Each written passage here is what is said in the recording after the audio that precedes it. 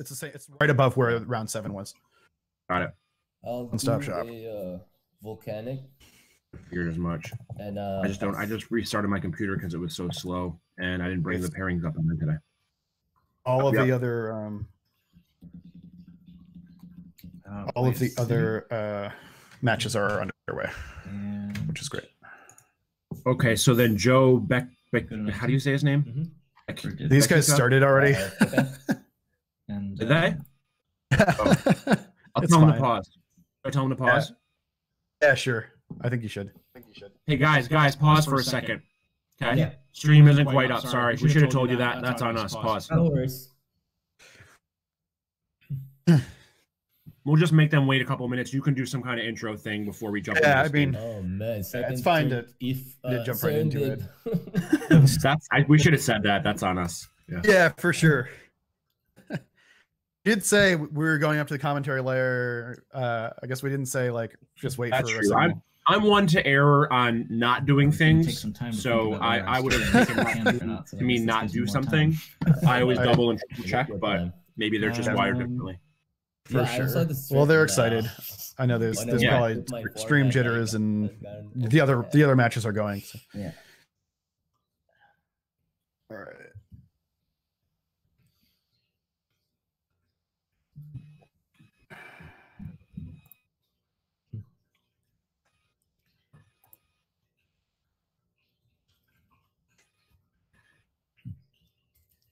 Okay.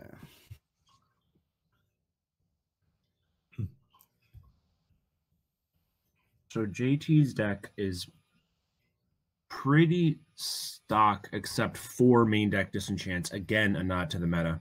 Other than that, it's like pure stock. Oh, he's one JM tome, I guess. So Paul, who did you lose? Yeah, tome you don't often see, but that if a single tome and 4 main deck disenchants are your spice. Right, exactly. If you're spicing with JM tome and 2 extra disenchants, you're probably not spicing very hard. Okay, I just want to get my bearings for this. The disenchants are going to be horrible in this matchup, obviously. So, okay, it looks like we're live. So, are we? Yeah. So we're rolling here. Hey everyone, thanks for being here. This is the LobstercoM Top 8. Thanks for joining us for this match between number 2, Paul DeSilva, from the New York Sisters of the Flame club. He's playing his own kind of patented DeSilva deck, although he's cut red this time, and he's cut the bird. So this is kind of like a Bantish Zoo Geddon deck, splashing black for Tutor and Twist. We also have on the other side number 8, JT Nicasio from the SoCal Deepspawners scene. He is playing a Esper Workshops deck. That is relatively stock. We were just kind of picking it apart before the stream went live. He has 4 main deck disenchant and 1 main deck JM tome. But otherwise, it's the cards that you would expect in an Esper Workshops list. I'm here with Mano. How's it going, man? Good, man. How are you? Glad to be back. Yeah, it's great to have you. I'm doing great. I'm really excited about this. There's a question in the chat. Why is the 2 seed playing the number 8 seed? Because we had a drop overnight. Number 4 Seb Celia from the Swedish scene, unfortunately, is not able to participate today due to some family stuff that came up. So the bracket shifted around a bit. Number 9, Joe Bachika from Vancouver, is now playing against number 1, Mike Simpson, elsewhere in the bracket. So that's the change that was made. Number 4 dropped out, and we promoted number 9. He got the call up at 4 in the morning his time, and was somehow, I don't know, maybe he was tossing and turning, thinking about just missing top 8, and he got the call. So I'm glad that worked out at least. I think we can let the players start, or they played their first couple turns, but we can assign to go. Okay. Yeah, we'll catch up with them right now again, just to put things in perspective where they are. Paul's on the Bant, Creature Geddon deck, and JT is on the Shops deck, and I believe they've taken 1.5 turns, and we're going to join their match right now. All right, guys, you can go ahead, okay? Sorry about that. Sorry. So did you pass the turn, right? No. So it looks like Paul Yeah, ripped. okay. And you're thinking What did about he do? I this. guess he probably played a first turn Soul Ring and then played a second turn Serendip, given what's going on, and he's on the play because he was the higher seed. And JT had a pretty boring shop start of is that a volcanic go? It's a volcanic. That is not a typical explosive shops opener. I don't know. A kid with a bucket hat once told me that if you don't have something explosive to do with turn one with shops, you should be mulling the hand. Oh wow, he's getting a good. So you touched on briefly that he's a shops deck. The one kind of quirk in his deck, and we already mentioned that, you know, if the spiciest things in your deck are your third and fourth disenchant and your first JM Day tome, you're not spicing. But this is not the place for spicers, right? This is the top 8. The Nova Pentacles are gone. The Killer Bees are gone. This is where the real cards come out. And those disenchants in general would be terrible in this matchup against Paul. But he found a pretty good use for one because Paul had his first turn Soul Ring, which is obviously a nice juicy disenchant target. Otherwise, you know, those things could have been rotting in his hand, hoping to maybe hit a factory on turn 5. Mm-hmm. Paul doing okay here with that, despite getting his Soul Ring disenchanted. Plays the damn attack. He's fine on mana. Yep. Yeah. Jared in the chat asked what Joe Pacheco is on, playing at the other table, and he just so everyone knows like what deck got promoted to the top 8. Does he have white mana for the disenchant? Oh, is that a Tundra or a Volcanic? Hold the fort. The disenchant. He only had. He actually played ball. Pause for 1 second. Sorry, we'll get back to you. Just check. I'm gonna check his list. It looks like a volcanic and an underground sea. Yeah. I just want to make sure that disenchant is castable. Doesn't that look like volcanic and underground to me? Oh, sorry. Okay, that's fine. Yeah, that's fine. Moving on. This is again, if you're watching from home, this is old school. No one's calling a judge and getting a DQ or any of that bullshit. He had a Tundra. He's playing it. It's fine. We're moving on with our lives. We're cool. And it's clear. Like I don't think Paul would have like stripped the Tundra or anything to prevent his Soul Ring from getting disenchanted. Right. Yeah, that it doesn't affect. I mean, he didn't even lead on Tundra. He led on Volcanic. So there's no way that Paul's going to randomly strip a Volcanic against shops. I don't think. Mm-hmm. Probably the actual worst land in his deck. Yeah, for sure. And it's this is all pretty inconsequential. Like that time walk is really really big. You know, Paul, you know, with his foot on the gas fully.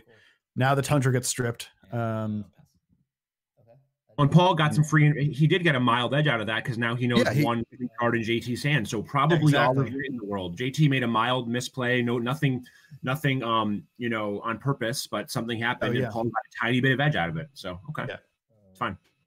We know that JT doesn't have a workshop. He doesn't have any moxes.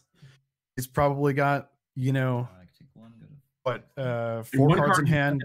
One card he doesn't have that most shop decks play one, sometimes even 2 of, is City in a Bottle, which would be an absolute backbreaker here. But Paul knows he can just throw caution to the wind and play out any Serendip and Urnum that he gets his hands on, and he's not going to be punished. Yeah, Paul's very much in the driver's seat here. He's already put JT down to 9. I mean, he doesn't have as much reach as he's had in some of the past versions of these decks. He only has the 2 main deck Psy Blasts, but either way, you got to orb one of these lands, right? It's pretty clear, JT. Oh yeah, this is. I will go after you. I guess looking, so Paul can look at his list and see what land's more important. Let's see what land's actually more important in the main. I guess he has no red cards in his main deck, so you might as well kill the. You kill the C. Yeah, for sure. Right. Got it. Yeah, I mean this is not. Go ahead. And what's he hoping? If he draws a workshop, he plays like an icy. I guess he can slow it down. He can play a Suchi to block, but again, Paul has 4 disenchants, and that could actually kill him because of the 4 mana burn from the Suchi. Right, so there's the shop. So what is it going to be? Is it an icy maybe? Oh, shop go. What does he have in his hand? The game's over. Yeah, it's nothing. That's it. Anymore. That's it. What does he have in his hand? Does he have 6s? What the heck are we doing? Maybe he kept shop in 6s and just never got a chance because every time he had a chance to get to that much mana. you know, Paul killed one. So that was a clinic by Paul's deck against Shops. Again, Shops kept probably a slow albeit powerful draw and never got there. But I think I made a mistake keeping that hand. All right, so now the real work begins. I know Paul. So Paul, before the match started, before JT came in, was expressing concern that JT was going to board in Golgothian Silexes to combat Paul's Argothian Pixies and his factories, I guess. Wait a second here. The Shops deck is playing Golgothian Silex. Yes. What am I missing here? Okay, so JT's sideboard contains a couple Blue Blasts. Those can't come in. Paul's not on red. A couple Divine Offering. That doesn't make any sense. An extra Abyss to go with his main deck Abyss. That makes some sense. A couple bottles. So the bottles are on the side. One or two of those probably comes in. Yeah. And then he has the card that Paul fears the most, per our conversation, these Golgothian Silexes. I mean, Paul had to be in, like, what is that card doing in his sideboard? I don't understand. That's what people sideboarding against him, right? Yeah, I mean, for those of you that don't know what Golgothian Silex does, it's like a bad city in a bottle for antiquities, right? It costs 3 or 4. I think it costs 3 and 1 to activate. When you sacrifice it, it removes all antiquities cards from the game. I think this is the activation costs. It destroys them or exiles them. I don't remember. But like his deck plays 4 Suchis, 4 Trikes, 2 Tetravis, 4 Mishra's Factories, 4 Mishra's Workshops, Strip Mine. Like unless you're on like the Clockwork Beast, Juggernaut, Icy Manipulator plan. Yeah. I think Paul's fears are a little unfounded. Oh, the other thing that he was worried about Silex hitting was the fluxes, right? The fluxes are from antiquities. Right. So Paul's bringing in fluxes out of the board. To go with the 4 disenchants that he already has. The Pixies are obviously good against Shops. And maybe some number of swords, although swords is not like the most exciting removal against Workshops. His deck is pretty well suited. Like those lions are probably just gone. So swords and flux come in, probably all 6 of them. I think all 4 lions go. You might shave a couple of Arabian creatures also because of the bottles. I think I could see him cutting 3 to 4 lions and 2 to 3 Arabian creatures for the 4 swords and the 2 fluxes. I think maybe earn him here because 4/5s match up. It's a little tricky if you're cutting lions. I mean, I think JT is bringing in that second Abyss. Do you board in 1 or 2 of those Concordant Crossroads just because your disenchants are so thin? That's a very good call and something we glossed over and something that is a real thing in old school is enchant worlds. And that's part of the reason why he's playing these Concordant Crossroads that look very out of place in his board is to kill Abyss, probably against Shops when, like you said, his disenchants are spread extremely thin. I don't love Crossroads as much against Shops, obviously, because Shops then goes, okay, haste Triskelion, you lose. I mean, it's much better against like the control decks that pack Abysses for sure. But in a case like this where, again, he's got the 4 main deck disenchants, you want to be able to bring in Divine Offerings or Dusted Us, but he doesn't have any of that. So I don't know, maybe sneaking 1 Concordant Crossroads in as a 5th or 6th way of getting rid of Abyss. I think I like that a lot better if he loses this game and does it on the play in game 3. Yeah. Maybe just playing adding 4 swords and 4 or 2 fluxes and shaving Arabian creatures and or Savannah Lions. Probably I don't know, maybe even 4 Arabian creatures. Maybe he just cuts the dibs. Because they're just outclassed by all the 4/4s and Tetravis and Icy, and Urnham is actually pretty good. Maybe he just cuts 4 dibs and 2 lines. Yeah, the dibs are outclassed by all the creatures. They are a liability. I mean, they can't block effectively. Right. They die to bottle, and the bottles are coming in. They're real bad against Icy too. Like their clock when he gets they're brutal against Icy. So I think maybe dibs just actually fully go 4 dibs and and 2 lions, which are, you know, worse on the draw and horrible against Triskelions. And but then but so Paul is like getting a little short win cons at this point, right? He doesn't have the fireball, he has no bolts like he's had in the past. He really only has that's the risk of cutting creatures, right?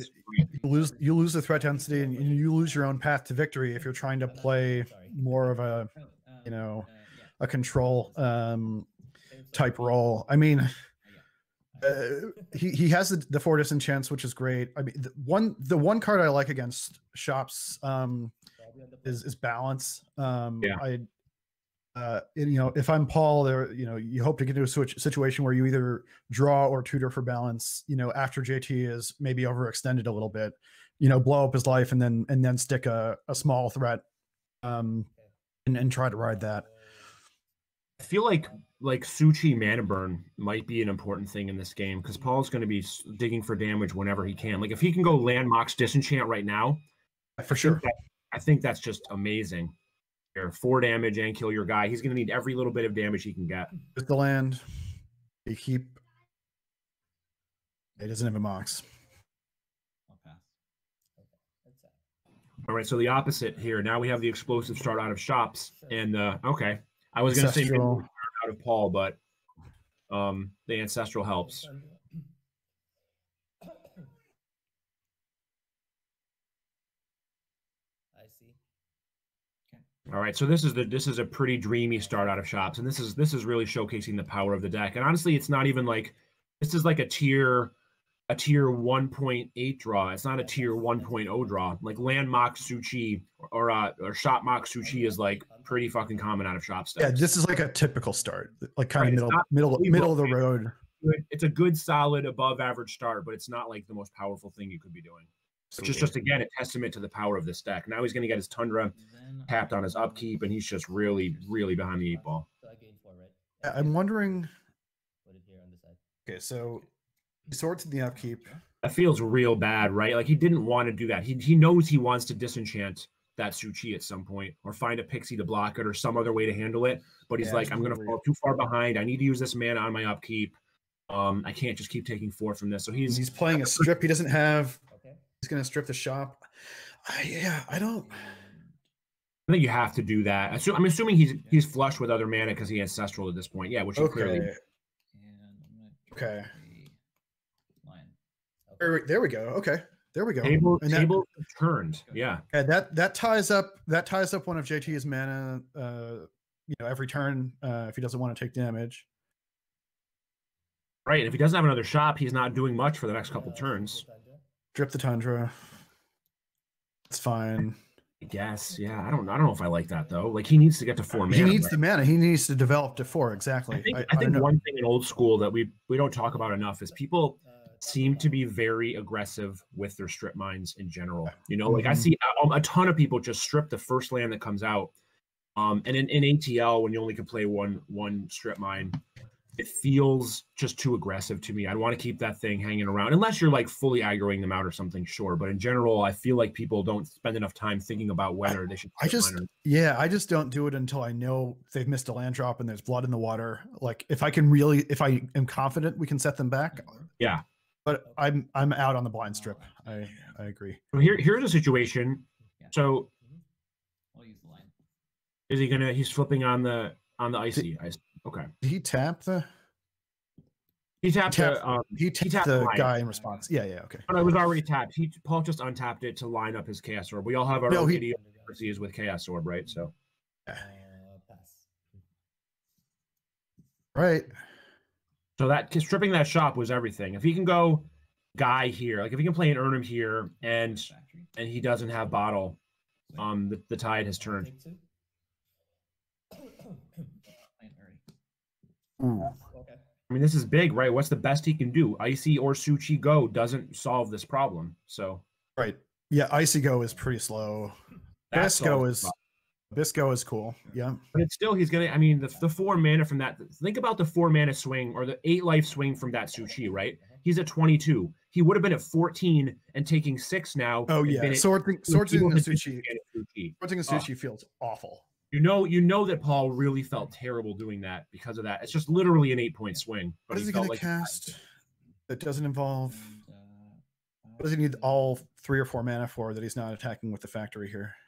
I mean, maybe he's playing another creature and just trying to plow through this abyss. I don't know. You can't do that with like 14 attacking guys. All right, we're gonna try. Does he have? No, he doesn't have a lion as well. If he had Dib Lion there, that's a reasonable play. Sack your lion and just keep attacking with your guys and hope. Yeah, Dib Lion for sure. Just like I'm gonna. sacrificing 3-4 mana in a card. Ooh. Yeah. All right, so this game has been so swingy, right? Like JT comes out firing, Paul comes back with Ancestral and all these other cards, and looks like he's in the driver's seat. JT taps out for what we think is a garbage 4-drop, and instead it's the best 4-drop in the game, and now he's in control. This is a great swingy old school match. Mm-hmm. I feel like he's walking this right into a. No, oh no, I guess not. Well, I think he took out a bunch of swords. I mean, a bunch of disenchants. Yeah, right. He must have. At this point, Paul's not going to win this game without taking chances, so I think he has to do that. What's he going to do? Mm-hmm. Yeah, but imagine the difference between, like you said, the difference between 16 and 12 here. Well, no, it would have been 16 and 8. That's an 8-point swing. Game if it's a disenchant, yeah, right. That's so now he's 2 side blasts from a win, which he does have in his deck, albeit only 2 of them.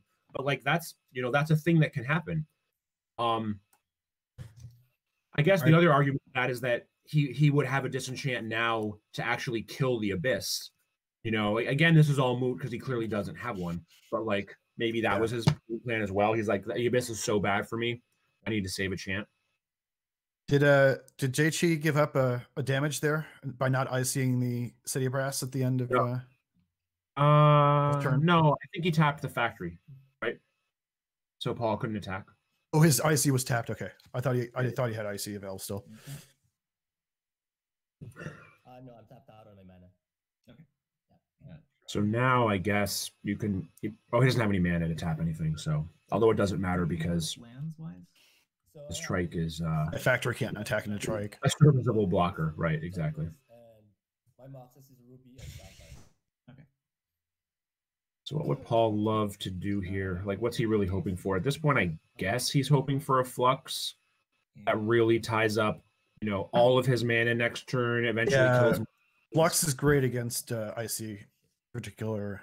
Right. Sadly, he has 2 Moxes of his own. 2 Moxes on his own. Mm-hmm. A little annoying out of these Flux decks that only play 5 Moxes in a ring. Okay, so it's exactly as we call it. Still pretty good. So JT can't even got to pay the triggers. Like the triggers are gonna, even if he has a Reb, all that stuff goes. He's gonna keep his trike. And is he gonna pay for the IC?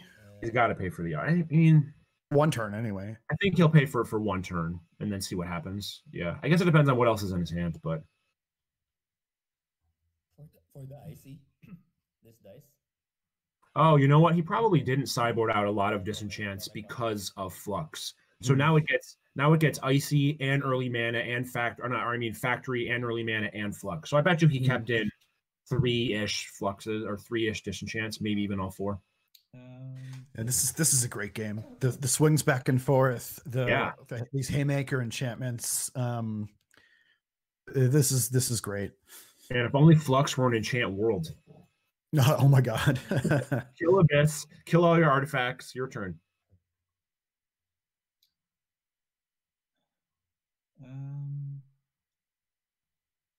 Have you set your fantasy lineup today? I haven't checked yet. I looked on Thursday just to make sure. Yeah, I did. I always look on Thursday, but then things change. No, they do. And normally, like when I'm more plugged into fantasy, I would be spending the hours between 12 and 1 going nuts. Not so much this year. Hamming and/or hawing. Right. Okay, so Paul swords the trike even with the Flux in play. I guess he just can't afford to take the damage, right? Like he can't just keep taking. He's just being a little protective. And okay, so we're paying to keep the IC around.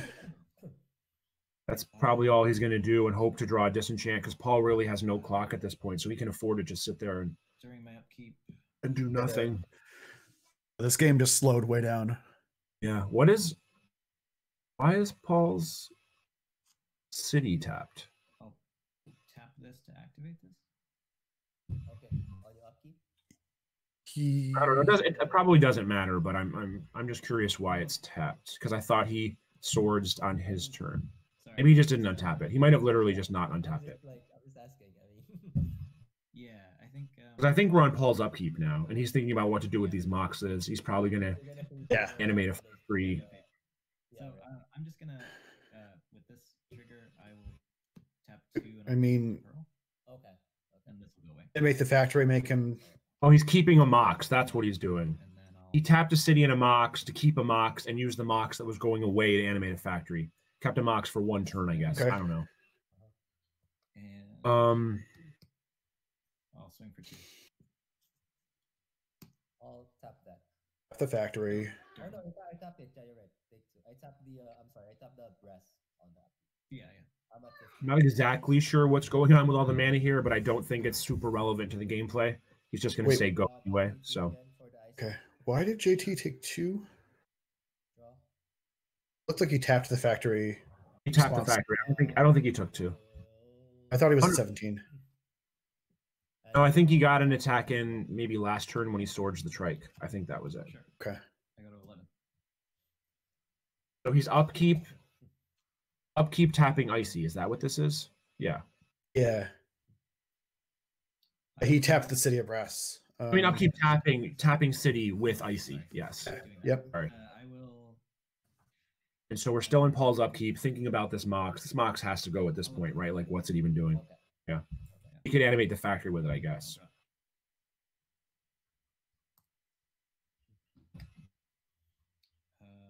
So Paul has no get-ins in this list anywhere, right? So he doesn't have this whole get-in into flux play.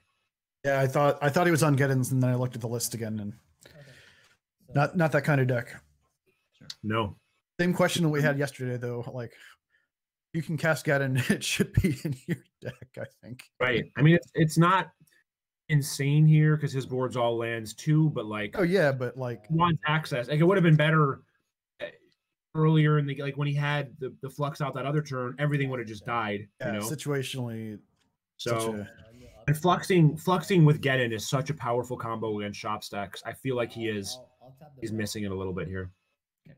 It's just that abyss. This is Abyss's world, man. and we're all Paul's on in a it right now. Paul's on a 10-turn clock here with the icy city Right. of brass. Right. That's a real clock in old school, like tapping City of Brass. It's not mana confluence, right? This is not modern. This is Hashtag inevitability. yeah, it really is. And that's a real upside in icy. I've played icy win cons, like decks with 1 fireball and a few ices in it as my win con, and just nickel and dime them, and it's a real thing. JT is content to race the 1 damage from the city of brass against the 2 damage from factory until he draws a disenchant or Little something. Weird, right? Like the Yeah, race. I don't know if I. So, There's a disenchant for the flux. Right. Sure.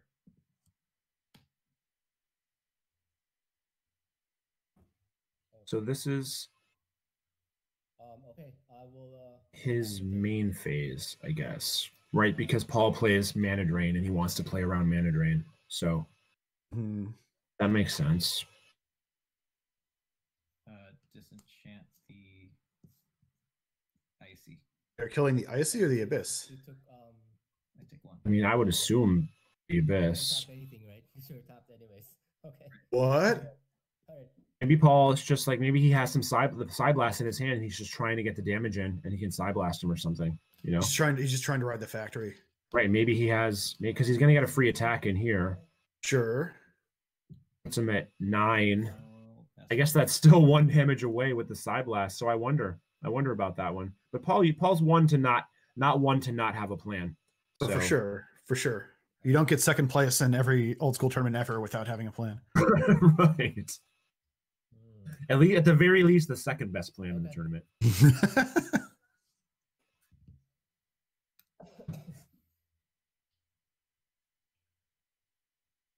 I'll swing for 2. It's working, man. Yeah, it is. It's working. For a pixie. Okay. Playing Oh, Pixie into the abyss with no. that was stupid. Does he know? I don't know what The Abyss is still there. There's literally no universe in which this is right. correct. It's not, you can't end of turn kill an Abyss. So I think he knows that. I think he knows that he made a very basic mistake. Right. It's almost like, yeah, yeah, sure. Sacrifice the pixie to the gods. Wow, this factory. If you're going to win with factory, doesn't matter.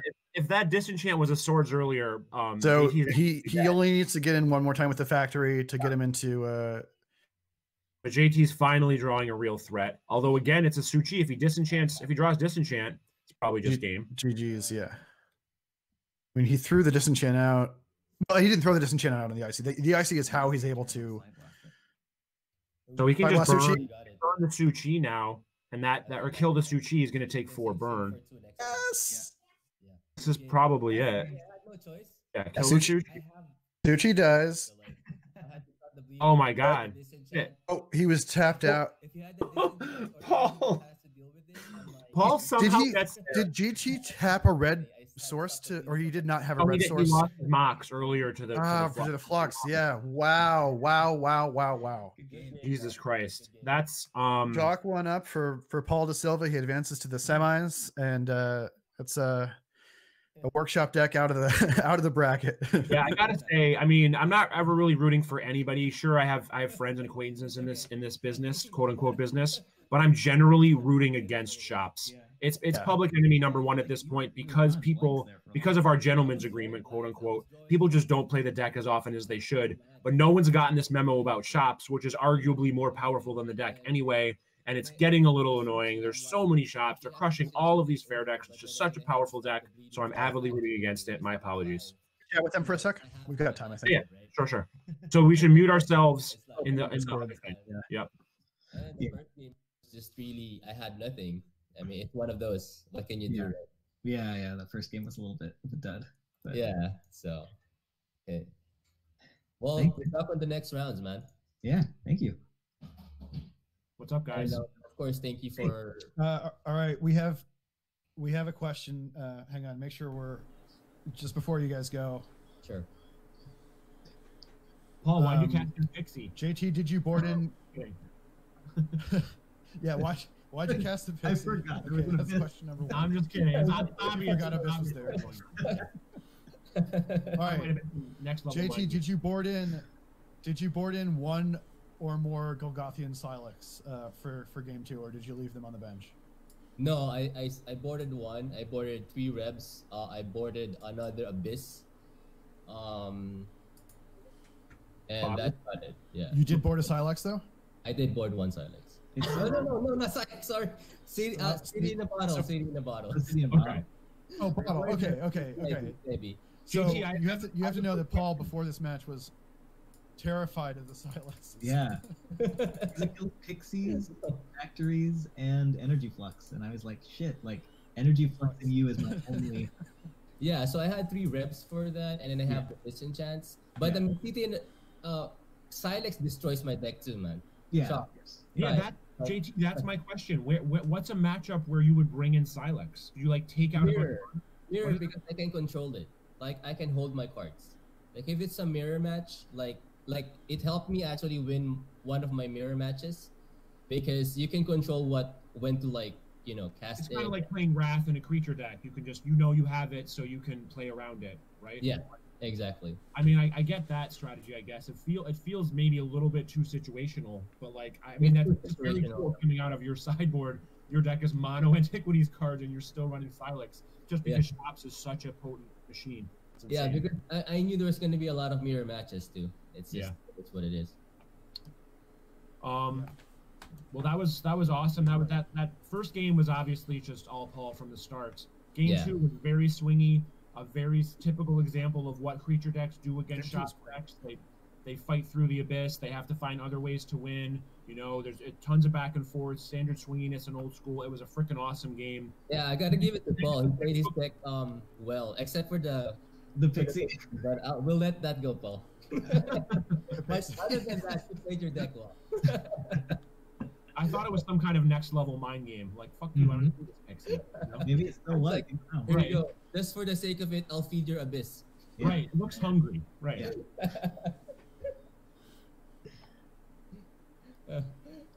Well, cool. Well, that was awesome. Thanks So, both Paul? of you for this. Congrats, JT, on making it this far. Thank you. Thank you. And, Guys. Thank you and we'll for, see Paul in the semis. Thank you for hosting an awesome event as always, dude. And of course. My pleasure. Thanks for being a part All of right. it. Take Thank care, you. guys. Good luck on the next All right, round. take care.